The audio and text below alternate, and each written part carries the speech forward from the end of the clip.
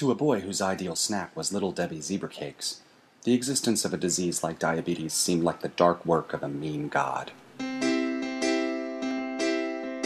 just as sweet as you could be. You're loving me and your love us three. When will you learn, baby, you'll never listen to me. I almost had a heart attack trying to paint all your lovers black. And though I burn, baby, you'll never listen to me. Oh, baby, rain.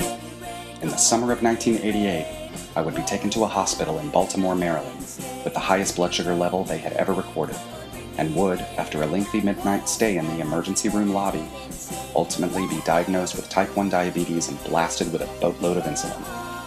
I would be taken to a room in the middle of the night and, as I lay scared to death in the tightly made bed, given a diet Shasta.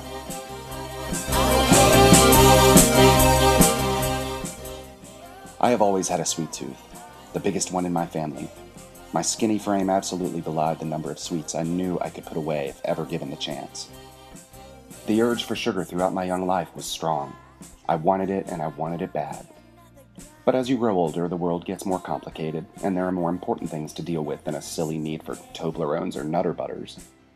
As my 15-year-old body was, unbeknownst to me, rapidly depleting its reserves of insulin, it was also under siege from another equally dangerous and debilitating force: raging adolescent hormones. Hormones directing my thoughts, commandeering my innocent hands, and insisting that they do an odd, immoral, and exquisite thing in bed, in the dark, in the middle of the night, with a box of Kleenex handy.